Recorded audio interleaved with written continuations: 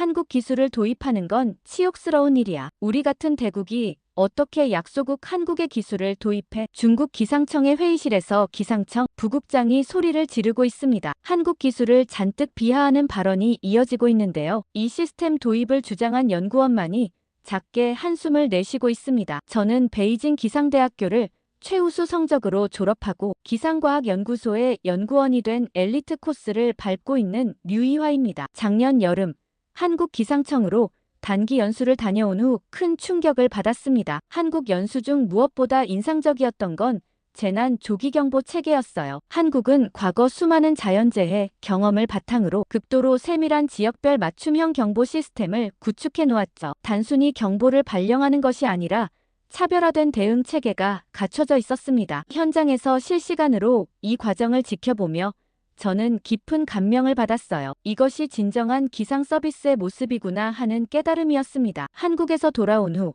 저는 즉시 우리 기상청의 시스템 개선을 위한 상세 보고서를 작성했어요. 한국의 통합 예측 모델과 재난 대응 프로토콜을 중국 상황에 맞게 도입할 것을 제안했죠. 우리나라는 한국보다 훨씬 넓은 영토와 다양한 기후대를 가지고 있기에 더욱 정교한 예측 시스템이 필요하다고 강조했습니다. 하지만 류이안 부국장은 한국 기술에 의존하는 것은 국가적 굴욕이라며 우리 자체 기술로도 이미 충분하다고 했죠. 장민 국장 역시 어차피 한국 시스템은 미국에서 베낀 것 아니냐며 겉만 번지르르한 한국 기술을 잘못 배워왔다며 꾸짖었습니다. 저의 제안은 휴지통으로 들어가 버렸죠. 도대체 그놈의 대국이 뭔지 우물 안개구리들처럼 답답하게만 구는 윗선들의 모습에 짜증이 날 지경이었습니다. 그 후로부터는 그저 혼자 연구하고 데이터를 수집할 뿐이었죠. 그날도 별 다를 바 없이 시작됐어요. 처음엔 아무것도 특별해 보이지 않았거든요. 그냥 평범한 구름 패턴과 일반적인 기압 분포 그리고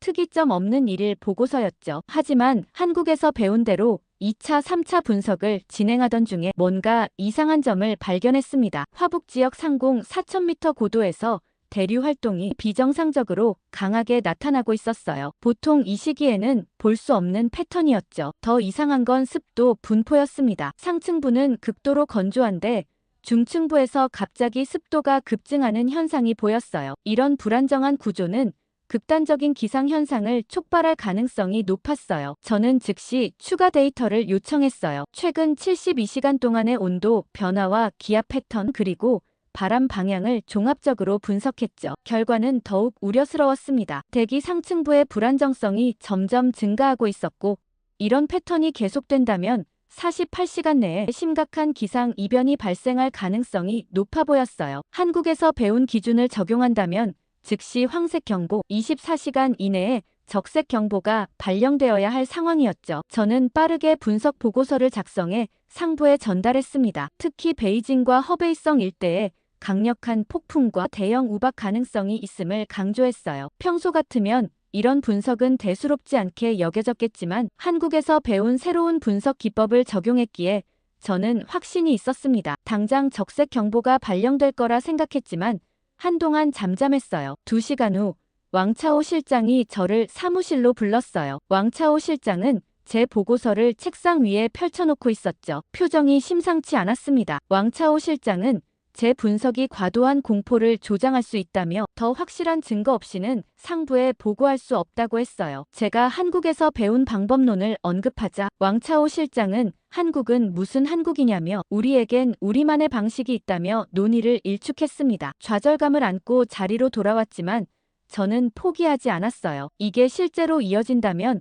큰 피해가 올 수 있었기 때문에 추가 데이터를 분석하고 더 구체적인 증거를 모으기 시작했죠. 점심시간을 건너뛰고 컴퓨터 앞에 앉아 모든 가능성을 검토했습니다. 특히 대기 중층부의 이상 습도 패턴이 신경 쓰였어요. 자연적으로 발생하기 어려운 현상이었거든요. 오후가 깊어갈 무렵 저는 추가 자료를 얻기 위해 보안을 뚫고 내부 서버에 접속했습니다. 그리고 우연히 극비 표시가 된 폴더를 발견했어요. 보안 권한이 필요한 파일이었지만 제 계정으로도 일부 문서명은 볼 수 있었죠. 인공강우 실험 계획, 화북지역 구름씨 뿌리기 프로젝트, 요오드 화은 분사량 조정 기록 같은 이상한 제목들이 눈에 들어왔습니다. 그 순간 등 뒤로 한기가 느껴졌어요. 최근 이 지역에서 인공강우 실험이 진행되고 있었다는 뜻인데 왜 일반 기상연구원들에게는 알려지지 않은 건지 의아했습니다. 더 궁금해진 저는 정상적인 루트로 접근을 시도해봤지만 거부되었죠. 하지만 파일 생성 날짜와 시간은 확인할 수 있었습니다. 놀랍게도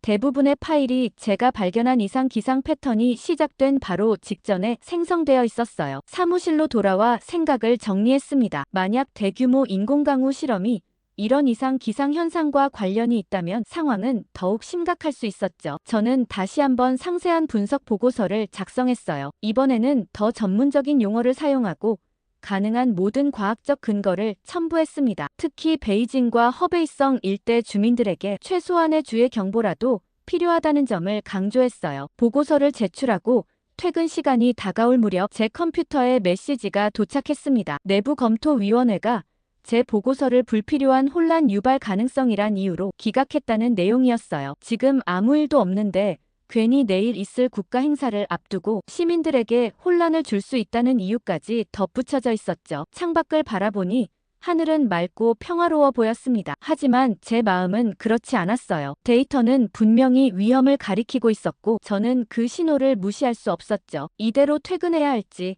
아니면 다른 조치를 취해야 할지 갈등하고 있을 때 왕차오 실장이 다시 제자리로 다가왔습니다. 왕차오 실장은 오늘 제출한 모든 보고서를 시스템에서 삭제해달라고 요청했어요. 그리고 이 문제는 더 이상 언급하지 말라고 했죠. 국가 안보와 관련된 사안이라는 설명이었습니다. 저는 말문이 막혔어요. 과학적 데이터를 무시하고 정치적 결정을 내리는 것이 어떻게 국가 안보에 도움이 될 수 있을까요? 하지만 더 이상의 반박은 소용없어 보였습니다. 결국 저는 시스템에서 보고서를 삭제했어요. 하지만 그 전에 모든 데이터와 분석 결과를 개인 드라이브에 백업해두었죠. 무언가 잘못되고 있다는 직감이 들었고 나중에 필요할지도 모른다는 생각이 들었습니다. 그날 밤 저는 오랜만에 편히 잠들지 못했어요. 머릿속에는 위성 영상에 기이한 구름 패턴과 숨겨진 인공강우 실험 파일들이 계속 맴돌았습니다. 다음 날 아침 저는 무거운 마음으로 출근했어요. 야간 당직자들이 남긴 보고서를 확인하니 날씨는 여전히 맑고 평온했죠. 그래도 제 불안감은 가시지 않았습니다. 제가 분석한 데이터는 분명 심각한 기상 변화를 예고하고 있었거든요. 사무실 컴퓨터를 켜고 가장 먼저 어제 작성했던 보고서를 찾아봤습니다. 예상대로 모든 흔적이 사라져 있었어요. 마치 그 분석이 처음부터 존재하지 않았던 것처럼 말이죠. 자리에 앉자마자 오늘 업데이트된 새로운 데이터를 확인하기 시작했습니다. 아니나 다를까 대기 불안정성이 전날보다 30% 이상 증가했고 상층부와 중층부 사이의 온도 차이도 극단적으로 벌어지고 있었죠. 이런 조건에서는 강력한 하강기류가 형성될 가능성이 매우 높았습니다. 제 계산으로는 최대 직경 5cm까지의 우박이 형성될 수 있는 환경이었어요. 이대로 가다간 큰 피해를 볼 게 분명했고 오전 회의에서 이 문제를 다시 꺼냈어요. 하지만 이번에도 싸늘한 반응뿐이었죠. 류이안 부국장은 제 메모를 대충 훑어보더니 현재 우리가 집중해야 할 것은 내일 있을 국가 행사를 위한 맑은 하늘 예보라고 했어요. 아무 문제 없는데 쓸데없이 배워온 한국 기술에 얽매이지 말라며 중국의 기상 예측 기술을 신뢰하라는 말까지 덧붙였죠. 답답한 나머지 동료들에게 데이터를 보여주며 의견을 물었습니다. 대부분은 제 걱정이 과하다고 생각했지만 리우 선임 연구원만은 무언가 이상하다는데 동의했어요. 리우 선임 연구원은 자신도 최근 기압 패턴의 이상 변화를 감지했다며 내부적으로 더 조사해보겠다고 했습니다. 국가적 재난이 예상되는 이상 가만히 있을 수 없었어요. 저는 마지막 시도로 전 부서에 내부 메일을 보내기로 했어요. 특히 한국에서 배운 예측 모델을 기반으로 향후 24시간 내에 베이징과 주변 지역에 발생할 수 있는 극단적 기상 현상의 가능성을 수치화했습니다. 그리고 이 보고서를 시스템에 올리고 모든 관련 부서에 자동 통지되도록 설정했어요. 퇴근 시간이 다가올 무렵 화장실에 다녀오는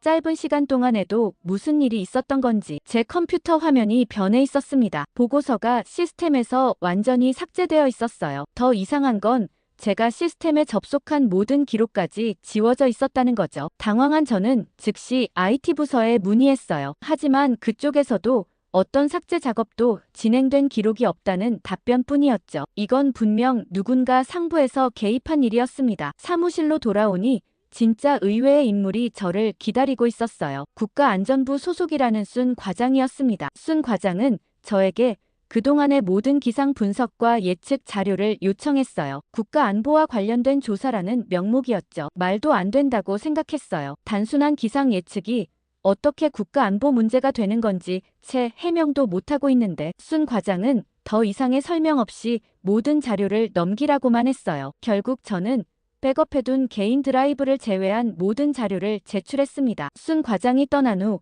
왕차오 실장이 다시 나타났어요. 실장은 제게 내일까지 휴가를 쓰라고 했습니다. 강제적인 어조였죠. 내일 있을 국가 행사가 끝날 때까지 아무런 기상 예측도 하지 말라는 뜻으로 들렸어요. 저는 항의했지만 소용없었습니다. 결국 짐을 챙겨 사무실을 나왔어요. 집에 도착해서도 저는 계속해서 기상 데이터를 확인했어요. 이대로라면 내일 오후가 아닌 새벽이나 아침에 폭풍이 닥칠 가능성이 있었어요. 결국 그날 밤 저는 잠을 이루지 못했어요. 새벽 2시쯤 최신 위성 이미지를 확인하니 상황이 급격히 악화되고 있었어요. 화북 지역 상공에 거대한 불안정 기류가 형성되고 있었고 이상기압대가 베이징 방향으로 빠르게 이동하고 있었습니다. 왕차오 실장에게 긴급 메시지를 보냈지만 답장은 오지 않았어요. 더 이상 기다릴 수 없다고 판단한 저는 서둘러 기상청으로 향했어요. 택시 안에서 하늘을 보니 아직은 별다른 문제가 없어 보였지만 서쪽 지평선에서 불길한 색깔의 구름이 서서히 모여드는 것이 보였습니다. 이 모습은 제가 분석한 데이터와 정확히 일치했어요. 기상청에 도착해 상황실로 들어가니 당직자 2명만이 자리를 지키고 있었습니다. 그들에게 최신 위성 데이터와 레이더 화면을 보여주자 그들의 표정도 점차 심각해졌어요. 특히 레이더에 나타난 에코 패턴은 일반적인 강수 형태가 아닌 강력한 우박을 동반한 폭풍우의 징후였으니까요. 저희는 긴급 상황 보고서를 작성했지만 이를 승인할 관리자들은 모두 국가행사준비회의에 참석 중이었어요. 류이안 부국장과 장민 국장에게 계속 연락을 시도했지만 아무도 전화를 받지 않았습니다. 상황은 점점 악화되었어요. 북서쪽 외곽에서 첫 신고가 들어오기 시작했고 곧이어 교외 지역에서는 이미 우박이 내리기 시작했다는 보고가 이어졌습니다. 처음에는 동전만한 크기였던 우박이 시간이 지날수록 골프공 크기로 커져갔어요. 내부 비상경보 시스템을 작동시키려 했지만 제 접근 권한은 거부됐습니다. 누군가 제 계정의 보안 등급을 낮춰놓은 게 분명했어요. 우박은 이내 베이징 시내까지 도달했습니다. SNS에는 충격적인 동영상들이 올라오기 시작했고 건물 유리창이 깨지고 차량들이 파손되는 장면이 실시간으로 공유되었어요. 상황은 제가 예측한 것보다 더 빠르게 악화되고 있었습니다. 도시 전체가 비상상태에 빠진 가운데 달걀만한 크기의 우박이 쏟아지고 강풍과 폭우가 베이징을 강타했어요. 상황실 전화는 쉴 새 없이 울렸고 피해 상황은 점점 늘어갔습니다. 고속도로 연쇄 추돌 사고와 떨어진 간판에 의한 부상자 그리고 무너진 지붕까지 모든 것이 혼란 속에 빠져들었어요. 창가에 서서 바라본 광경은 믿기 힘들 정도였습니다. 거대한 우박이 하늘에서 쏟아져 내리며 아스팔트 위에서 튀어오르고 가로수 잎은 모두 찢겨나갔어요. 한참 후에야 류이안 부국장과 장민 국장이 허둥지둥 상황실의 모습을 드러냈어요. 옷은 비와 우박에 흠뻑 젖어 있었고 얼굴은 창백했습니다. 국가행사장에서 긴급 대피했다는 소식이 들려왔고 천막이 강풍에 날아가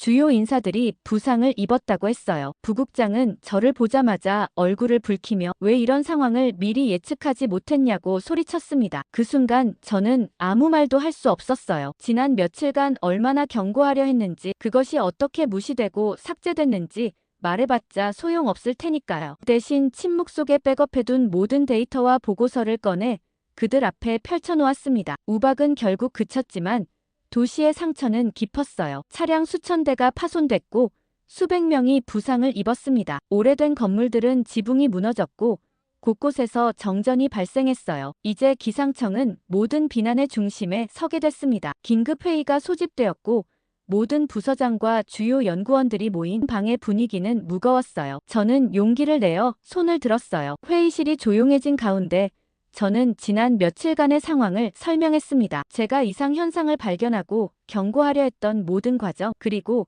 그것이 어떻게 무시되고 삭제됐는지 말이죠. 또한 극비 표시된 인공강우 실험 파일에 대해서도 언급했어요. 저의 발언이 끝나자 회의실은 더욱 침묵에 빠졌습니다. 류이안 부국장의 얼굴은 창백해졌고 왕차오 실장은 자리에서 불편하게 몸을 움직였어요. 장민 국장은 잠시 생각하더니 이번 사태는 예측 불가능한 자연현상이었다는 공식 입장을 발표했습니다. 그리고 외부에는 절대 다른 이야기가 나가서는 안 된다고 강조했어요. 회의가 끝나고 사무실로 돌아오는 길에 순 과장이 저를 불러 세웠습니다. 순 과장은 낮은 목소리로 오늘 있었던 일은 모두 잊으라고 했어요. 국가 안보를 위해 필요한 조치였다며 더 이상 파고들지 말라고 경고했습니다. 그 말을 듣는 순간 저는 모든 것을 이해했어요. 이번 우박 사태는 자연재해가 아니라 잘못된 인공기상 실험의 결과였던 겁니다. 그날 밤 저는 사무실에서 늦게까지 남아 모든 데이터를 다시 분석했어요. 밤 10시가 넘어 건물이 거의 비었을 때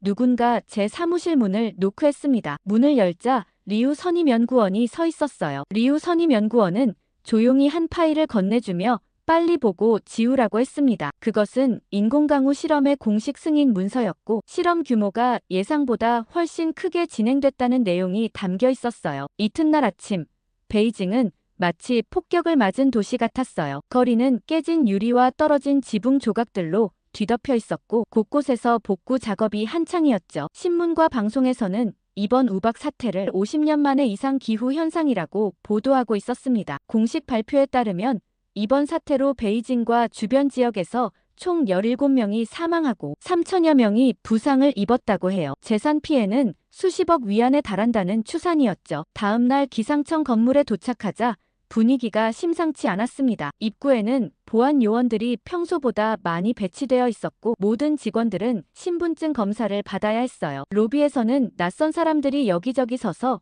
직원들의 움직임을 주시하고 있었죠. 저는 그들이 국가안전부 소속일 거라고 직감했습니다. 제 사무실에 도착하니 컴퓨터가 켜져 있었어요. 분명 어제 퇴근할 때 종료했는데 말이죠. 화면을 확인하니 누군가 제 파일들을 뒤진 흔적이 있었습니다. 다행히 중요한 자료는 모두 별도의 저장 장치에 옮겨둔 상태였어요. 책상 위에는 메모 한 장이 놓여 있었는데 오늘 오전 11시에 7층 회의실로 오라는 내용이었습니다. 동료들의 표정도 어두웠어요. 모두가 불안해하는 기색이 역력했죠. 평소라면 활기찬 대화로 가득했을 사무실이 오늘은 무거운 침묵에 휩싸여 있었습니다. 리우 선임연구원의 자리는 비어 있었어요. 다른 동료에게 물어보니 리우 선임연구원은 오늘 갑자기 가족 문제로 휴가를 냈다고 했죠. 이상한 느낌이 들었습니다. 11시가 되어 7층 회의실로 향했어요. 엘리베이터에서 내리자 복도에도 낯선 사람들이 서 있었습니다. 회의실 문을 열자 안에는 장민 국장과 류이안 부국장, 또 왕차오 실장 그리고 순 과장을 포함한 여러 명이 앉아 있었어요. 테이블 맨 끝에는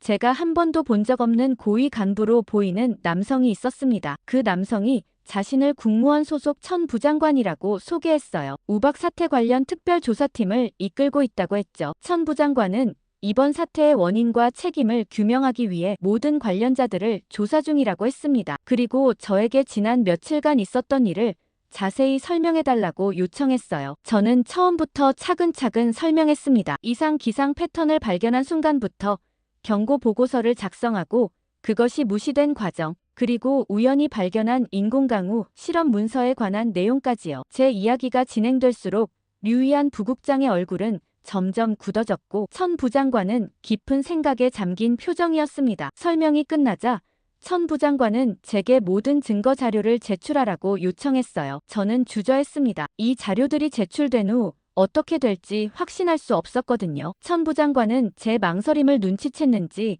이번 조사는 진실을 밝히고 책임자를 찾기 위한 것이며 제 협조가 매우 중요하다고 강조했습니다. 결국 저는 백업해둔 모든 자료를 제출했어요. 특히 리우 선임연구원이 건네준 인공강우 실험 승인 문서의 사본도 포함되어 있었죠. 천 부장관은 자료를 검토한 후 모두에게 나가달라고 했고 저만 남겨두었습니다. 회의실에 둘만 남자 천 부장관의 태도가 미묘하게 변했어요. 그는 이번 사태가 국가적으로 매우 민감한 문제라고 했습니다. 특히 인공강우 실험은 최고 위층의 승인을 받은 비밀 프로젝트였다는 사실을 강조했어요. 그러면서 이 사건이 공개될 경우 국가 신뢰도에 심각한 타격을 입을 것이라고 했죠. 천 부장관은 저에게 두 가지 선택지를 제시했습니다. 하나는 모든 것을 잊고 공식 입장에 따르는 것이었고, 다른 하나는 계속해서 진실을 파헤치다가 결국 모든 것을 잃는 것이었어요. 그의 말은 부드러웠지만 그 안에 담긴 위협은 분명했습니다. 회의가 끝나고 사무실로 돌아오는 길에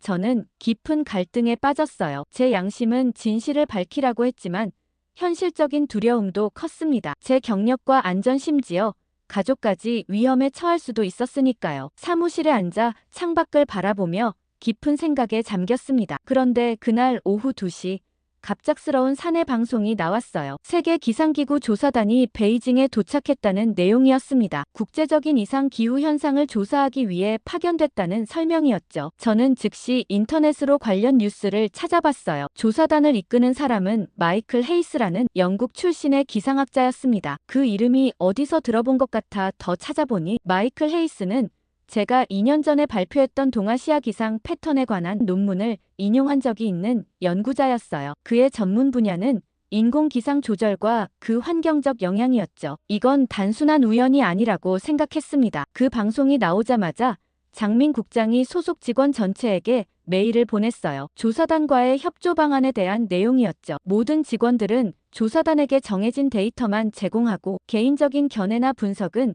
절대 공유하지 말라는 지침이었습니다. 특히 최근 3일간의 기상 데이터는 중앙 서버에서 제공하는 것만 사용하라고 강조했어요. 저는 이 메일을 읽고 더욱 의심스러워졌습니다. 중앙 서버의 데이터가 조작되었을 가능성이 컸거든요. 제가 백업해둔 원본 데이터와 비교해보면 진실이 드러날 텐데 어떻게든 진실을 알리고 싶었습니다. 다음 날 아침 조사단이 기상청을 방문했습니다. 저는 로비에서 그들을 스쳐 지나가는 모습을 봤어요. 마이클 헤이스는 예상보다 젊어 보였고 날카로운 눈빛이 인상적이었습니다. 그와 잠시 눈이 마주쳤을 때 이상한 직감이 들었어요. 마치 그도 저를 알아본 것 같은 느낌이었죠. 오전 회의에서 장민 국장은 조사단과의 협력 방안을 다시 강조했습니다. 모든 질문은 공식 창구를 통해서만 답변하고 개별적인 접촉은 엄격히 금지한다고 했어요. 류이안 부국장은 특히 인공강우 실험 관련 질문이 나올 경우 그런 프로젝트는 존재하지 않았다고 답하라고 지시했습니다. 회의가 끝난 후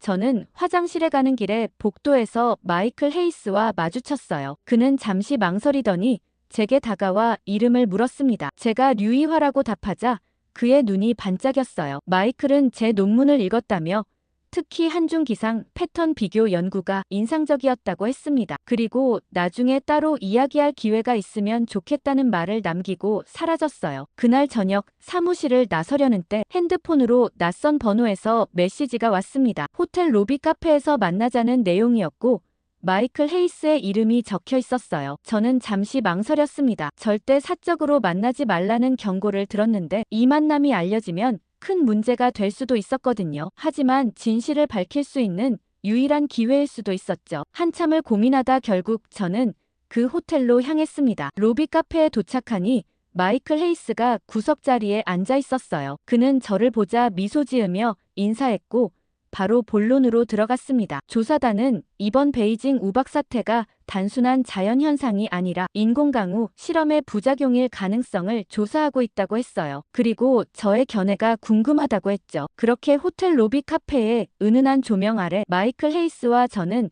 거의 2시간 동안 이야기를 나눴어요. 처음에는 조심스러웠지만 마이클의 전문성과 진지한 태도에 점차 신뢰가 생겼습니다. 그는 단순히 정치적 문제로 접근하는 게 아니라 순수하게 과학적 관점에서 이번 사태를 분석하려 했죠. 마이클은 세계 각지에서 유사한 인공기상 실험 사고들을 조사해온 경험을 가지고 있었어요. 특히 과도한 요오드화은 투입이 극단적인 기상 변화를 일으킨 사례들을 여러 다뤘다고 했습니다. 그의 설명을 들으며 제가 발견했던 이상 현상들이 정확히 그런 패턴과 일치한다는 사실을 깨달았어요. 저는 결국 제가 가진 모든 데이터를 마이클에게 보여주기로 했습니다. 이상 기상 패턴 분석과 삭제된 보고서 4본, 그리고 가장 결정적인 증거인 인공 강우, 실험 승인 문서까지요. 마이클은 이 자료들을 꼼꼼히 검토하더니 이것이 조사의 결정적인 증거가 될 것이라고 확신했어요. 그런데 다음날 아침 기상청에 출근하자마자 불길한 예감이 들었습니다. 사무실 분위기가 이상했어요. 동료들은 모두 저를 피하는 듯했고 복도에서 국가안전부 요원들이 분주히 움직이고 있었죠. 제 책상에 앉자마자 장민 국장에게서 호출 메시지가 왔습니다. 국장실에 들어서자 장민 국장과 함께 쏜 과장 그리고 처음 보는 국가안전부 간부가 앉아 있었어요. 저는 소름이 끼쳤습니다. 그들은 제가 어제 저녁 마이클 헤이스와 만났다는 사실을 알고 있었고 그것이 국가기밀 유출에 해당한다고 주장했습니다. 저는 단지 학술적 교류였다고 해명했지만 그들은 이미 결론을 내린 듯 했어요. 장민 국장은 제게 두 가지 선택지를 제시했습니다. 하나는 마이클 헤이스에게 제공한 문서가 위조되었다고 진술하는 것, 다른 하나는 국가 안보 위협 혐의로 조사를 받는 것이었어요. 저는 충격에 말을 잇지 못했습니다. 그들이 이렇게까지 진실을 은폐하려 할 줄은 예상하지 못했거든요. 결국 저는 시간을 벌기 위해 생각해보겠다고 답했어요. 사무실로 돌아와 마이클에게 긴급 메시지를 보냈습니다. 상황이 위급해졌으니 그가 가진 증거를 안전하게 보관해야 한다는 내용이었죠. 마이클은 즉시 답장을 보내 걱정 말라고 했어요. 이미 모든 자료를 스위스 제네바의 본부로 전송했다고 했습니다. 하지만 오후가 되자 상황은 더욱 심각해졌어요. 순 과장의 명령으로 제 사무실은 봉쇄되었고 컴퓨터는 압수됐습니다. 저는 사실상 구금 상태에 놓인 거였죠. 그때 마이클에게서 다급한 메시지가 왔어요. 국가안전부가 그의 호텔방을 수색했고 체포영장까지 발부받았다는 내용이었습니다. 마이클은 영국 대사관으로 간신히 피신했지만 건물 밖에는 이미 감시 요원들이 포진해 있다고 했어요. 시간이 없었습니다. 심장이 빠르게 뛰는 것을 느끼며 저는 결단을 내렸어요. 마이클이 반드시 중국을 떠나야 했습니다. 그가 가진 증거만이 이 거대한 은폐를 세상에 알릴 수 있었으니까요. 하지만 방법이 없었습니다. 저 자신도 감시 중이었고 마이클은 이미 추정망에 걸려 있었어요. 마지막 카드를 꺼내기로 했습니다. 오랜 친구이자 국제통신사 베이징 지국에서 일하는 장웨이에게 연락했어요. 그에게 간략히 상황을 설명하자 장웨이는 잠시 침묵했습니다. 그의 숨소리만 들리던 몇 초가 영원처럼 느껴졌어요. 마침내 그가 입을 열었습니다. 외국 언론인 긴급 대피 프로토콜을 활용할 수 있을 것 같다고요. 퇴근 시간, 저는 복도 끝 비상계단을 통해 사무실을 빠져나왔습니다. 감시 카메라의 사각지대를 따라 움직이며 건물을 빠져나오자 약속 장소에서 장웨이가 기다리고 있었어요. 그는 서둘러 국제 언론인 신분증과 촬영 장비를 건네며 30분 후 남서쪽 외곽 창고에서 외국 취재진이 모인다고 알려줬습니다. 창고에 도착하자 몇 명의 외국 기자들이 이미 모여 있었어요. 장웨이의 지인인 프랑스 기자가 속삭이듯 계획을 설명했습니다. 오늘 국가 행사 취재를 위한 특별 버스가 공항을 경유할 예정이며 그 버스에 마이클을 태워 빼낼 수 있다는 것이었어요. 즉시 마이클에게 연락해 계획을 전달했습니다. 그는 대사관 직원의 도움으로 인근 카페에 숨어 있다고 했어요. 저는 장웨이가 준비한 취재 차량을 몰고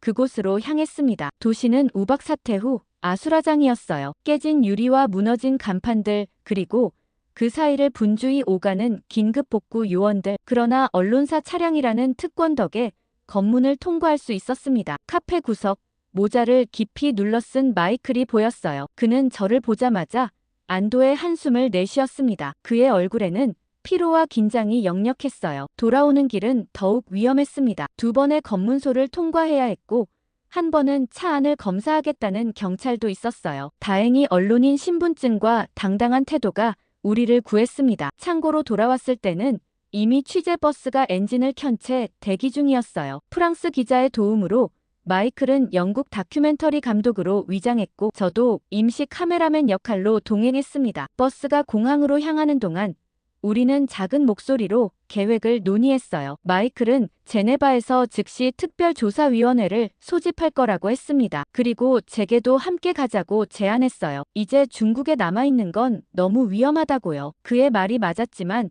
저는 고개를 저었습니다. 제가 갑자기 사라지면 가족들이 위험해질 거라고요. 대신 내부에서 계속 정보를 모으겠다고 약속했어요. 마이클은 제 손을 꼭 잡았습니다. 공항에 도착했을 때 최악의 상황이 기다리고 있었어요. 출국장에는 국가안전부 요원들이 즐비했고 특히 외국인들을 면밀히 검사하고 있었습니다. 마이클의 얼굴이 창백해졌어요. 그때 프랑스 기자가 급히 다가와 속삭였습니다. VIP 전용 출구로 프랑스 문화부 장관이 출국할 예정이니 그 수행단에 끼어들 수 있다고요. 저희는 서둘러 VIP 구역으로 이동했습니다. 프랑스 기자는 자국 외교관과 짧은 대화 후 마이클에게 문화부 장관 수행원 명단과 임시 외교 신분증을 건넸어요. 이제 저는 더 이상 동행할 수 없었습니다. 공항 내 감시 카메라가 저를 포착할 위험이 너무 컸거든요. 마지막 작별 인사, 마이클은 제 손을 꼭 잡으며 진실이 반드시 밝혀질 것이라고 약속했어요. 그의 눈에는 결연한 의지가 빛났습니다. 저는 고개를 끄덕였고 그는 VIP 출구로 사라졌어요. 공항을 빠져나오는 길에 저는 이제 돌이킬 수 없는 선을 넘었다는 사실을 깨달았습니다. 국가안전부는 곧 제가 마이클을 도왔다는 사실을 알게 될 거예요. 그렇게 되면 제 신변은 물론 경력도 위험해질 것이 분명했죠. 하지만 이상하게도 후회는 없었습니다. 오히려 오랜만에 마음이 가벼워진 느낌이었어요. 과학자로서 그리고 인간으로서 옳은 일을 했다는 확신이 있었으니까요. 택시를 타고 집으로 돌아오는 길에 저는 앞으로의 계획을 세웠습니다. 우선 핵심 데이터를 더 안전한 곳에 보관하고 가능한 많은 증거를 수집해야 했어요. 그리고 마이클이 국제사회에 진실을 알릴 때까지 최대한 평범하게 행동하며 시간을 벌어야 했습니다. 쉽지 않은 길이 될 것이 분명했지만 이제 돌아갈 수는 없었어요. 미국 여론조사 결과가 그야말로 충격적입니다. 미국 국민 90% 이상이 주한미군 철수 반대를 외치고 있는데요. 이 결과는 어느 기자의 주한미군 보도 때문이라고 합니다. 어떤 내용인지 바로 알아보겠습니다. 저는 에린 모건이라고 합니다. 워싱턴 포스트에서 정치 칼럼니스트로 7년째 일하고 있죠. 사람들은 제 칼럼이 날카롭다고 말합니다. 특히 주한미군 철수 문제에 관해서는 더욱 그렇습니다. 미국의 젊은이들이 왜 한반도에서 목숨을 걸어야 하는지 그 질문을 멈추지 않았거든요. 지난 3년간 매주 하나씩 이 주제로만 52개의 칼럼을 써왔을 정도니까요. 오늘도 저는 라디오 방송국 녹음실에 앉아 마이클을 마주했습니다. 매주 목요일 에린의 시선이라는 10분짜리 코너를 맡고 있어요. 오늘의 주제는 주한미군, 과연 필요한가였죠. 이런 날에는 평소보다 말투가 더 강해집니다. 목소리에 힘이 실리고 논리는 더 날카로워지죠. 한국이 이제는 경제적으로나 군사적으로 충분히 자립할 수 있다는 팩트를 나열하고 미국의 아시아 군사 개입이 가져온 비극적 역사를 짚어갔습니다. 한국은 세계 10위권 경제 대국입니다. 더는 미국이 보호할 이유가 없습니다. 이 말을 할 때마다 콘솔 너머에서 프로듀서가 만족스러운 미소를 짓습니다. 청취자 반응도 즉각적으로 들어왔어요. 누군가는 제 말에 열광하고 누군가는 격렬하게 반대하죠. 이런 반응이 저를 움직이게 합니다. 사람들의 생각을 흔드는 일. 그것이 저널리스트로서 제가 추구하는 가치니까요. 방송을 마치고 나오는 길 휴대폰이 울렸어요. 발신자 표시가 없는 번호였지만 첩보일 수 있으니 전화를 받았습니다. 미 국방부 정보 담당자라는 남자가 저에게 은밀한 제안을 했어요. 주한미군 철수에 대한 여론을 본격적으로 형성할 필요가 있으며 특히 최근 포천에서 발생한 앤드류 톰슨 병장의 사망 사건을 계기로 삼으라는 내용이었습니다. 그의 말은 명확했어요. 국방부 내부에서도 철수를 원하는 목소리가 있다는 것, 그리고 저를 통해 그 여론을 조성하고 싶다는 뜻이었죠. 공식적으로는 말할 수 없지만 이제는 철수할 때가 되었다는 신호였습니다. 그는 제가 오랫동안 철수를 주장해온 강력한 목소리였기 때문에 저를 선택했다고 덧붙였어요. 차 안에 앉아 창밖을 바라보며 생각에 잠겼습니다. 얼마나 많은 젊은 미국인들이 타국의 땅에서 목숨을 잃었을까요? 베트남과 이라크, 또 아프가니스탄, 그리고 이제 한국까지. 이런 희생이 과연 미국의 안보에 얼마나 기여했을까요? 냉전이 끝난 지 오래됐고 한국은 더 이상 보호받아야 할 약한 나라가 아닙니다. 그들은 스스로의 안보를 책임질 수 있을 만큼 강해졌어요. 명분이야 충분하죠. 누군가 또 죽었으니까요. 제 입에서 나온 말에 스스로도 놀랐습니다. 차가운 현실주의자가 되어버린 제 모습이 낯설게 느껴졌어요. 하지만 이것이 진실이었습니다. 국제 정치는 결국 이해관계의 싸움이고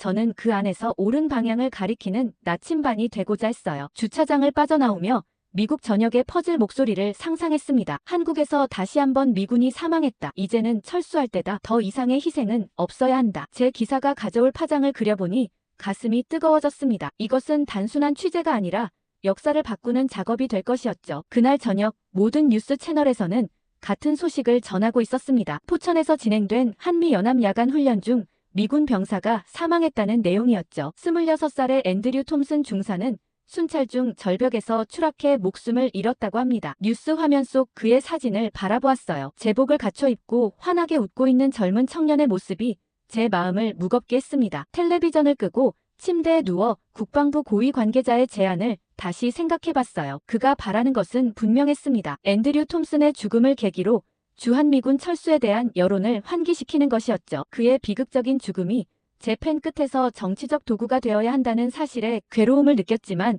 한편으로는 이것이 수많은 젊은이들의 생명을 구할 수 있는 방법일지도 모른다는 생각도 들었습니다. 밤새 잠을 설쳤어요. 앤드류 톰슨의 얼굴이 자꾸 떠올랐습니다. 그가 죽기 전 마지막으로 본 것은 무엇이었을까요? 가족과 마지막으로 통화한 내용은 무엇이었을까요? 그는 왜 한국에 가기로 결심했을까요? 질문들이 꼬리에 꼬리를 물었지만 답은 얻을 수 없었죠. 다음 날 아침 예상대로 국방부 관계자로부터 비공식 메시지가 도착했습니다. 서울행 비행기표와 함께 짧은 메모가 첨부되어 있었어요. 그는 제가 현장을 직접 보고 설득력 있는 철수론 보도를 만들어낼 수 있을 것이라 확신한다고 했습니다. 메시지의 마지막에는 이 연락이 있었다는 사실을 아무에게도 알리지 말라는 당부도 있었죠. 출국 준비를 하면서도 마음 한구석이 불편했어요. 저널리스트로서 진실을 추구해야 하는데 이미 결론을 정해놓고 취재를 시작한다는 것이 윤리적으로 옳은지 의문이 들었습니다. 하지만 동시에 이것이 정치적으로 중요한 순간이라는 것도 알고 있었죠. 제 기사 한 편이 국가 정책에 영향을 미칠 수 있다는 사실은 분명 매력적인 유혹이었습니다. 캐리어에 겨울옷을 넣으며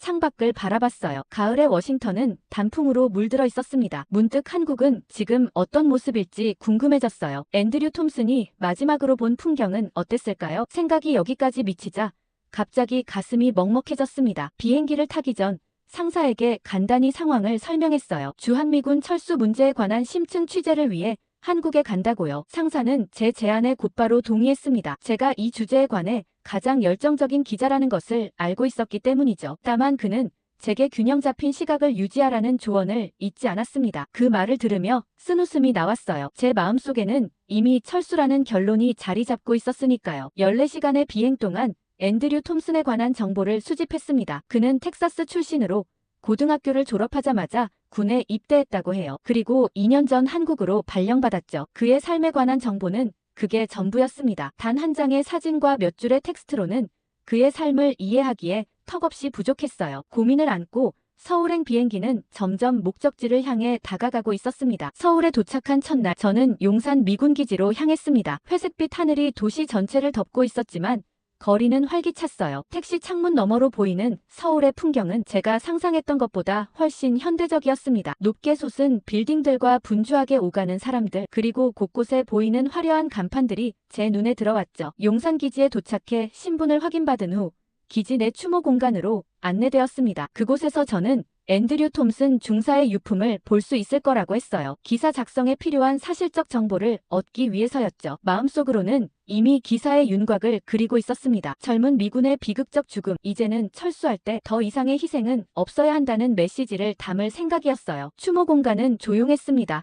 중앙에 놓인 테이블 위에는 앤드류 톰슨의 사진과 함께 몇 가지 물건들이 놓여 있었어요. 제 예상과는 달리 거기에는 군화나 총기와 같은 전형적인 군인의 유품이 아니었습니다. 손때 묻은 한국어 책 한 권이 눈에 들어왔어요. 페이지마다 형광펜으로 줄이 그어져 있고 여백에는 영어로 메모가 빼곡했습니다. 그 옆에는 귀화 절차 요약이라고 적힌 프린트물이 있었어요. 가장자리에는 중요한 부분에 별표를 친 흔적이 역력했죠. 그리고 한글 메모들이 적힌 수첩도 있었습니다. 앤드류의 서툰 한글 필체가 페이지 곳곳에 남아 있었어요. 날짜별로 정리된 메모에는 한국어 공부 계획과 만나야 할 사람들의 이름, 그리고 방문해야 할 장소들이 적혀 있었습니다. 마치 한국에 오래 머물 계획이라도 있었던 것처럼요. 정말 특이한 건 따로 있었죠. 테이블 한쪽에는 작은 봉투가 놓여 있었어요. 조심스레 열어보니 치킨집 쿠폰과 아이들이 그린 그림 편지가 들어있었습니다. 편지에는 서툰 영어로 앤드류 선생님 사랑해요라고 적혀 있었어요. 작은 손자국과 함께 그려진 하트 모양이 편지 곳곳에 남아있었죠. 정말 이상했습니다. 제 앞에 놓인 유품들은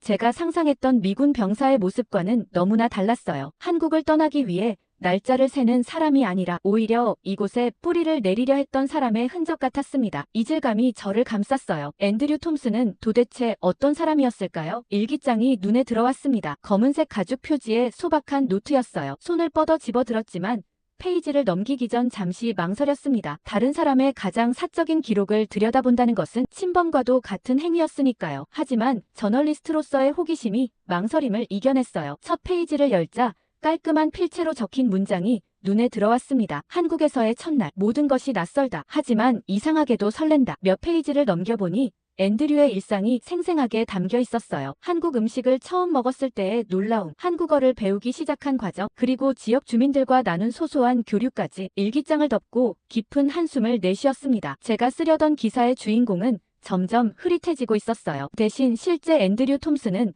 한국 문화에 매료되어 이곳에서 새로운 삶을 꿈꾸던 한 젊은이의 모습이 선명해지고 있었습니다. 일기장을 챙기며 문득 깨달았어요. 이 취재는 제가 생각했던 것보다 훨씬 복잡해질 것 같았습니다. 앤드류의 이야기를 제대로 알기 위해 그의 삶의 흔적을 좀 더 따라가 봐야겠다고 마음먹었어요. 일기장의 마지막 메모에 적힌 는서 고아원이라는 단어가 눈에 들어왔습니다. 다음날 아침 구글 맵을 이용해 은서 고아원을 찾아냈습니다. 서울 북부의 조용한 주택가에 위치한 작은 건물이었어요. 택시를 타고 가는 동안 앤드류의 일기장을 다시 한번 펼쳐봤습니다. 매주 토요일마다 이곳을 방문했다는 기록이 있었고 아이들과 함께 보낸 시간에 대한 기록이 적혀 있었어요. 택시에서 내리자 가을 햇살이 제 얼굴을 비췄습니다. 고아원은 생각보다 작고 소박했어요. 담벼락에는 아이들이 그린 그림들이 붙어 있었고 작은 정원에는 몇 개의 그네와 미끄럼틀이 보였죠. 문을 두드리자 조용한 발걸음 소리가 들려왔어요. 문을 연 여성은 40대 중반쯤 되어 보였습니다. 단정한 차림새와 부드러운 눈매가 인상적이었어요. 저는 워싱턴 포스트 기자라고 자신을 소개했습니다. 앤드류 톰슨 중사에 관한 취재를 하고 있다고 했더니 그녀의 눈가에 슬픔이 번졌어요. 박은서 원장이라고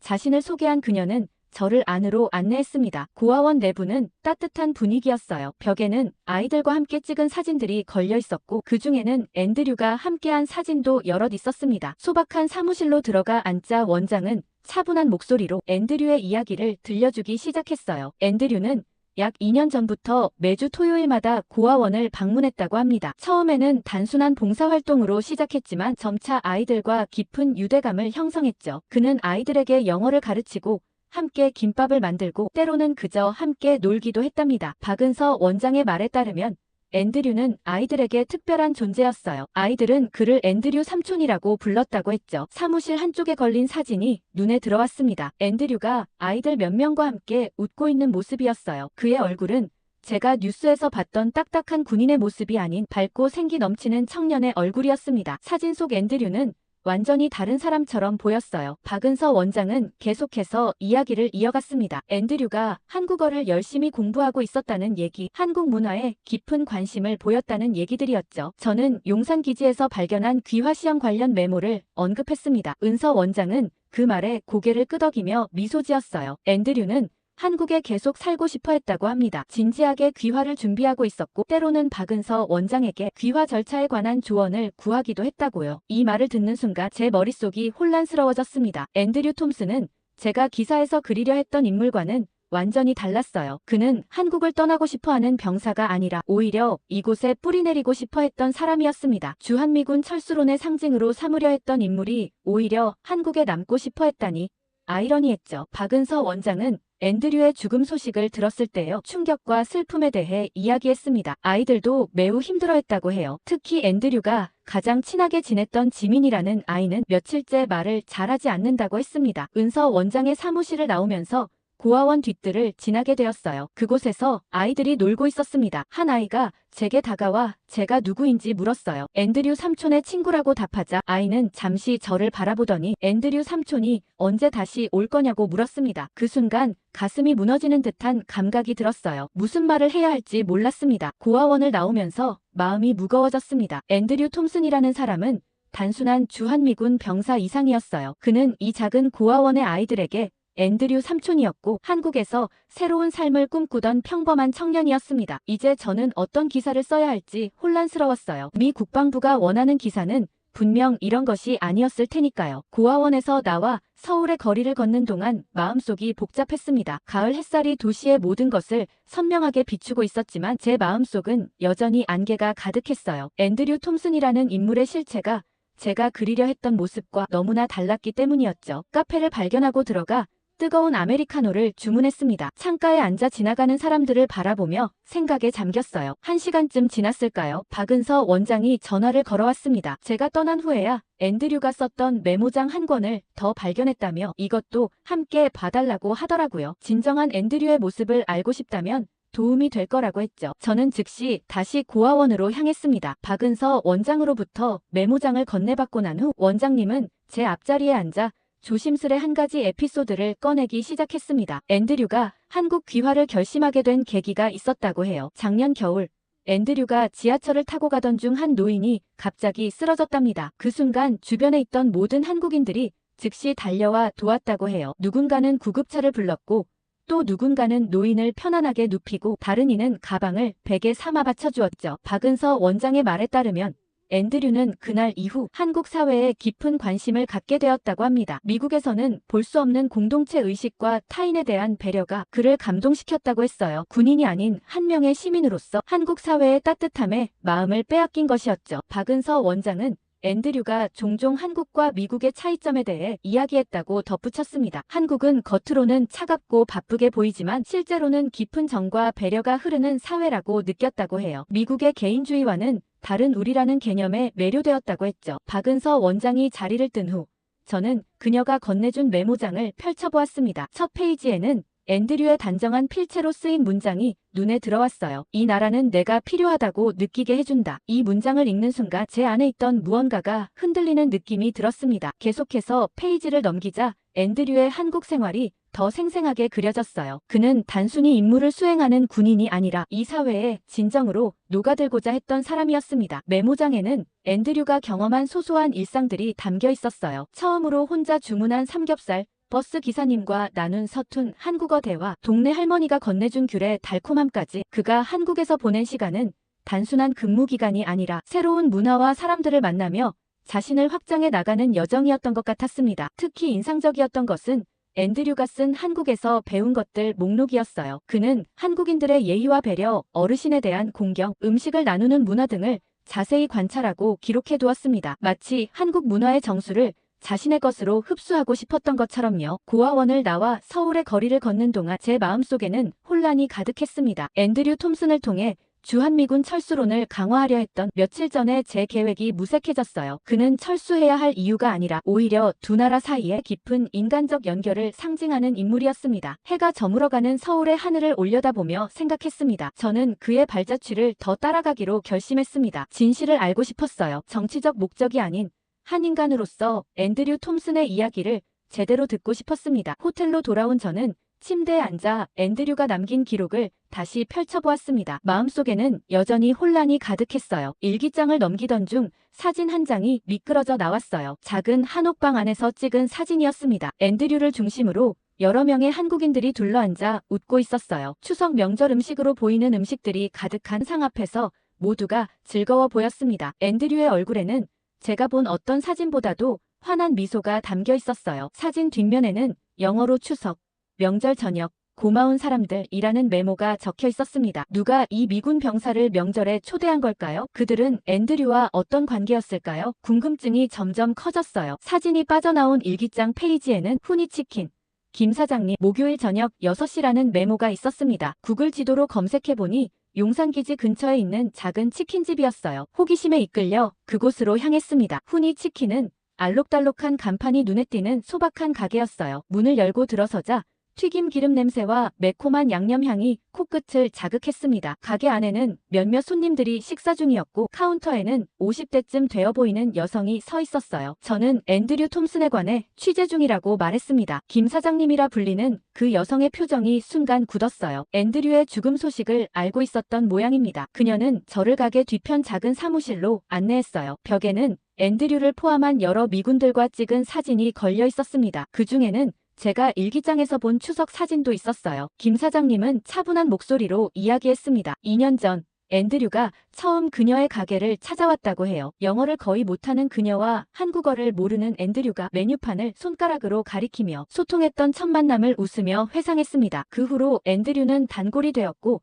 점차 가족처럼 가까워졌다고 했어요. 김 사장님은 잠시 자리를 비운 후 앤드류와 함께 근무했던 미군 친구들을 불러주겠다고 했습니다. 얼마 후 2명의 젊은 미군이 가게로 들어왔어요. 마이크와 제이슨이라고 자신들을 소개한 그들은 앤드류의 친한 동료였다고 했습니다. 그들의 이야기에 따르면 앤드류는 부대에서도 특별한 존재였어요. 항상 한국어 책을 들고 다니며 틈틈이 공부했고 주변 사람들에게 한국 문화에 대해 열정적으로 이야기했다고 합니다. 처음에는 다들 그의 열정을 일시적인 것으로 여겼지만 시간이 지날수록 진심이라는 것을 알게 되었죠. 마이크는 추석 명절 이야기를 꺼냈습니다. 항상 혼자였던 앤드류를 김 사장님이 자신의 집으로 초대했다고 해요. 마치 아들처럼 챙겨주었던 김 사장님, 그리고 그녀의 가족들과 함께한 추석 명절은 앤드류에게 특별한 경험이었다고 합니다. 그날 이후 앤드류는 진짜 가족을 얻은 것 같다고 자주 말했답니다. 김 사장님의 눈가에 눈물이 고이는 것을 보았습니다. 그녀에게 앤드류는 단순한 외국인 손님이 아니라 정말 가족과도 같은 존재였나 봅니다. 추석날 찍은 사진 속 웃음이 진심이었음을 알 수 있었어요. 제이슨은 앤드류가 한국에 계속 남고 싶어 했다고 덧붙였습니다. 군 복무가 끝난 후에는 한국에서 영어 강사로 일하거나 작은 카페를 열고 싶다는 꿈을 종종 이야기했다고 해요. 그리고 그 꿈은 단순한 상상이 아니었답니다. 실제로 그는 비자 문제와 창업 절차에 대해 진지하게 알아보고 있었다고 합니다. 그는 단순한 주한미군이 아니라 이 나라에 뿌리를 내리고 싶어 했던 한 사람이었죠. 호텔방 침대에 앉아 노트북 앞에서 오랜 시간을 보냈습니다. 화면은 여전히 백지 상태였어요. 철수를 주장하는 글을 쓸 수가 없었거든요. 워싱턴 본사에서는 벌써 3번째 메일이 도착했습니다. 기사는 언제 보내줄 수 있냐는 내용이었습니다. 마감이 임박했다는 압박감이 느껴졌죠. 핸드폰으로는 편집장의 부재중 전화가 5통이나 쌓여 있었습니다. 창밖으로 내리는 가을비를 바라보며 깊은 한숨을 내쉬었어요. 이제 서울에 온 지 사흘째. 저는 앤드류 톰슨의 삶에 대해 많은 것을 알게 되었습니다. 그러나 처음 계획했던 기사는 도저히 쓸 수 없었어요. 국방부에서 원했던 철수론을 뒷받침할 인물로 앤드류를 그릴 수 없었죠. 그것은 그의 삶을 왜곡하는 일이니까요. 메일함을 열어보니 편집장이 보낸 제목 제안이 눈에 들어왔습니다. 한국이 미국의 젊은 청년이 죽었다라는 자극적인 헤드라인이었어요. 가슴이 무거워졌습니다. 이런 제목은 앤드류가 아닌 마치 정치적 희생양처럼 그를 그려내겠다는 의도가 너무 명확했죠. 노트북을 덮고 창가로 다가가 빗방울이 유리창을 타고 흘러내리는 모습을 지켜봤습니다. 지난 며칠간 만났던 사람들의 얼굴이 하나둘씩 떠올랐어요. 은서 원장, 김 사장님, 앤드류의 동료들, 그들의 눈에 비친 앤드류는 이미 한국에서 새로운 삶의 뿌리를 내리고 있던 사람이었습니다. 다시 노트북을 열고 메모장을 켰어요. 가슴속에서 올라오는 진실된 말들을 적어보기 시작했습니다. 그는 철수의 이유가 아니라 여기에 남고자 한 사람이었다. 이 한 문장에 담긴 무게가 어깨를 짓눌렀습니다. 저널리스트로서 진실을 말해야 한다는 직업적 사명감과 국방부와의 암묵적 약속 사이에서 내적 갈등이 심해졌어요. 지금 이 순간 제가 무엇을 위해 글을 쓰고 있는지 스스로에게 물었습니다. 정치적 의도를 위해서인지 아니면 한 인간의 진실된 이야기를 전하기 위해서인지. 책상 위에 놓인 앤드류의 일기장을 다시 펼쳤어요. 그의 서툰 한글 연습이 담긴 페이지가 눈에 들어왔습니다. 감사합니다.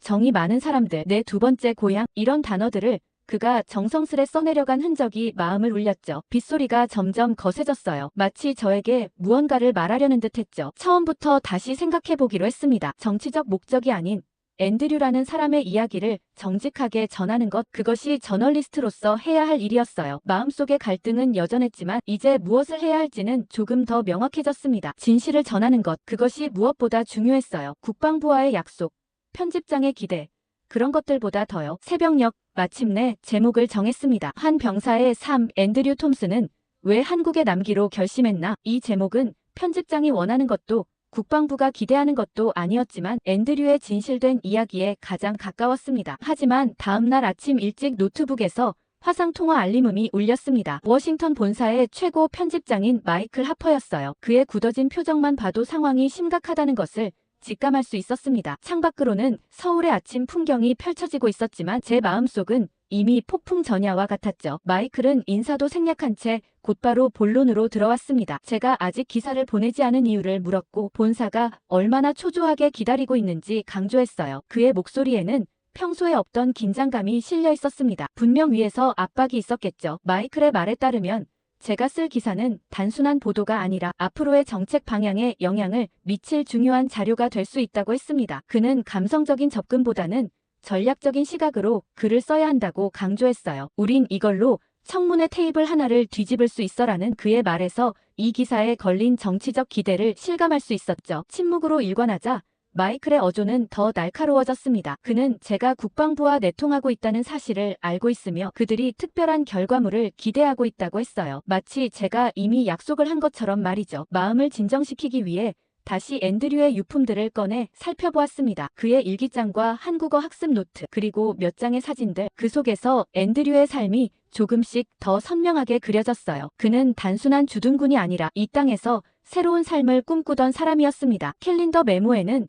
한국 창업비자 세미나 일정이 빨간색으로 동그라미 쳐져 있었어요. 날짜는 그가 사망하기 일주일 전이었습니다. 세미나 옆에는 27비자 신청 준비물 확인하기라는 메모도 적혀 있었죠. 그는 정말로 한국에 남을 구체적인 계획을 세우고 있었던 겁니다. 편집장이 원하는 기사의 윤곽은 이미 제 머릿속에 그려져 있었어요. 또 다른 희생, 불필요한 주둔, 철수의 때, 이런 키워드들이 머릿속을 맴돌았지만 손가락은 키보드 위에서 멈춰 있었습니다. 하지만 저는 제가 이곳에서 보고 느낀 것만을 담기로 했어요. 정치적 의도도 억지스러운 해석도 없이 말이죠. 전송 버튼을 누르기 전 잠시 망설였습니다. 이 기사가 가져올 파장을 생각하면 두려움이 밀려왔어요. 편집장의 실망, 국방부의 압력, 어쩌면 제 커리어에 미칠 영향까지. 하지만 그 모든 걱정보다 더 큰 것은 진실을 말해야 한다는 책임감이었습니다. 깊은 숨을 들이마시고 버튼을 눌렀어요. 기사를 보낸 직후 휴대폰이 울렸습니다. 예상대로 편집장이었어요. 그는 기사를 즉시 읽었고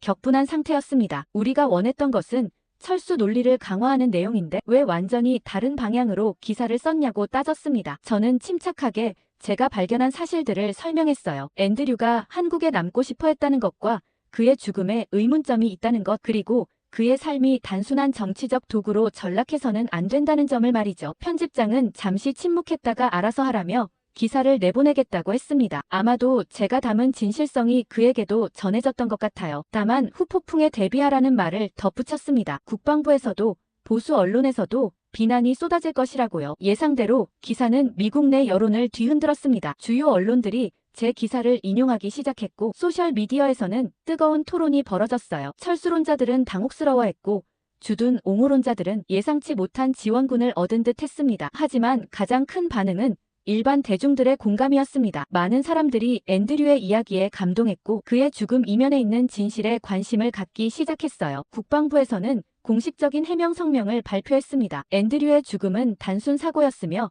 안전수칙 문제와는 무관하다는 내용이었어요. 하지만 그들의 급박한 대응이 오히려 의혹을 키우는 결과를 낳았죠. 보수 방송국들은 제 기사를 비난했습니다. 그들은 철수를 원했는데 왜 주둔의 이유를 쓰냐며 분개했어요. 모든 소란 속에서 저는 조용히 앤드류의 유해가 안치된 곳을 찾았습니다. 서울 외곽의 작은 미군 묘지였어요. 그의 묘 앞에 서서 마음속으로 말했습니다. 누군가는 당신을 정치의 도구로 쓰려 했지만 나는 당신을 사람으로 기억하겠다고요. 한국을 사랑했던, 이곳에서 새 삶을 꿈꿨던, 그리고 그 꿈을 이루지 못한 한 청년으로 말이죠. 묘지를 나서는 길에 박은서 원장에게서 전화가 왔습니다. 그녀는 제 기사를 읽었다고 앤드류를 진실되게 기억해줘서 고맙다고 말했어요. 그녀의 목소리에는 슬픔과 감사가 섞여 있었습니다. 아이들도 기사를 통해 앤드류 삼촌의 이야기를 알게 되었다고 했어요. 다음 날 워싱턴으로 돌아가는 비행기에 올랐습니다. 창밖으로 서울의 풍경이 점점 작아지는 것을 바라보며 복잡한 감정이 밀려왔어요. 이번 취재는 제 기자 인생에서 가장 어려운 선택을 해야 했던 순간이었습니다. 정치적 압력과 저널리스트로서의 양심 사이에서 저는 후자를 선택했고 그 결과가 어떨지는 아직 알 수 없었어요. 비행기가 구름 위로 올라갔을 때 제 노트북에 새 기사 초안을 쓰기 시작했습니다. 제목은 앤드류 톰슨의 의문의 죽음, 우리가 알아야 할 진실. 이제 더 깊은 조사를 해야 할 때였어요. 창밖으로 태평양이 펼쳐졌고 저는 처음으로 제가 진정으로 저널리스트가 된 것 같은 느낌을 받았습니다. 정치적 도구가 아닌 진실의 전달자로서 말이에요. 돌아가는 비행기 안에서 앤드류의 일기장 마지막 페이지를 다시 한번 읽어보았습니다. 이 나라는 나를 살게 한다. 내가 꿈꾸던 것보다 더 큰 꿈을 꾸게 한다. 그의 꿈은 중단되었지만 그의 이야기는 계속될 것입니다. 제 펜을 통해, 그리고 그를 기억하는 모든 사람들을 통해 말이죠.